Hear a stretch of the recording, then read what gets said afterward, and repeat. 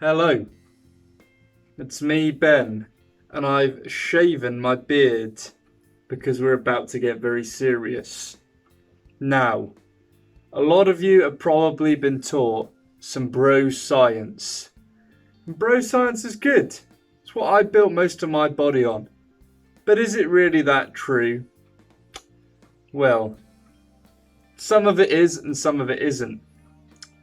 And I'm going to get into the important parts about building muscle and what the bro science may not have told you. Now, we're probably all familiar with the bodybuilding philosophy, and that's low reps build strength, 8 to 12 reps builds muscle, and anything above is basically just cardio. Now, is that strictly true?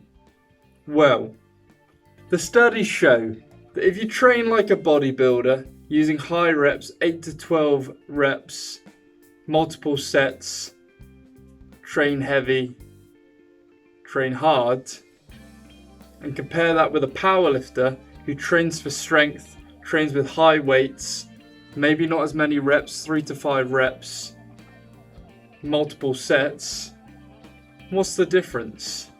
Well, it turns out not very much. It's been shown that both the bodybuilder 8 to 12 reps and the powerlifter 3 to 5 reps build the same amount of muscle. The advantage is if you train for powerlifting, you also gain strength at a more significant rate than the bodybuilding style approach. Now that may be something to think about for you guys out there who are strictly stuck to that 8 to 12 rep range religiously and not gone for using higher weights. Now, using the higher weights is good for overloading the muscle. That higher weight increases intensity. Now, intensity is the key. Intensity has been shown to be the number one most important training factor for building muscle and strength as well. So we want a lot of intensity. That means when you go to the gym, you don't just do your reps and sets and walk out. You do your reps and you push yourself. Now, you don't always have to go to failure, but intensity can be increased by simply adding more weight or trying to move that lower weight at a faster rate. That rhymed a little bit.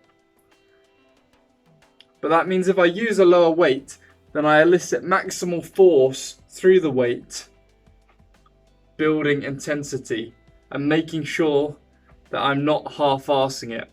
You can see that the higher load training is better at increasing strength, obviously, as we said, than the lower load, which is only better for endurance-based performance. Now, if you're looking to move a lighter weight, as many reps as possible, then maybe that lower weight training is better. But for most of us, we want to get stronger, we want to get bigger. And luckily, those two have been shown to be concomitant with each other. So that means when you build muscle, you build strength the majority of the time. This is important stuff, Ben. Get your mind in the game. Yeah. So we have two types of muscle fibers in our body. Training at 95% of your 1 rep max only really targets those type 2 muscle fibers, which are the explosive fast twitch muscle fibers. So you want to really ideally be training between 85% and 95% of your 1 rep max to get maximum hypertrophy in both the type 1 fibers and the type 2 fibers.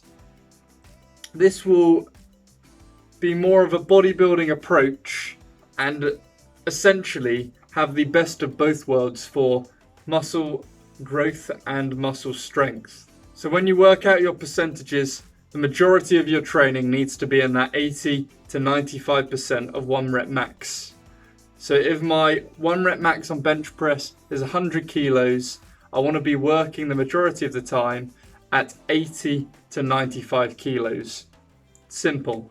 It has also been shown that doing anywhere from 3 sets to 12 sets isn't going to make a massive difference. As long as you're training a minimum of 3 sets per muscle group, then you will achieve maximum hypertrophy.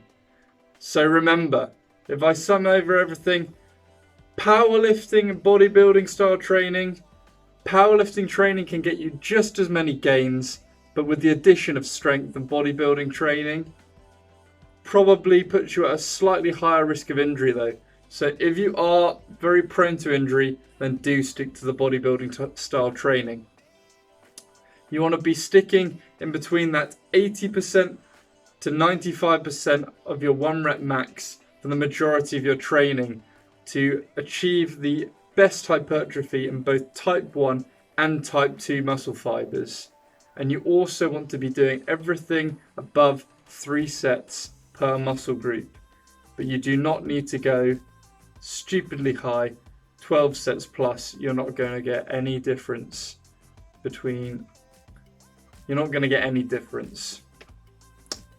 Hopefully that has been helpful. All the papers have probably come up and should have come up. If that has been helpful to you, please leave a like on the video. And this is nothing but science. These are studies that have been carried out on trained athletes. So there's no bro science here, only facts. And I will see you guys in the next one. Train hard.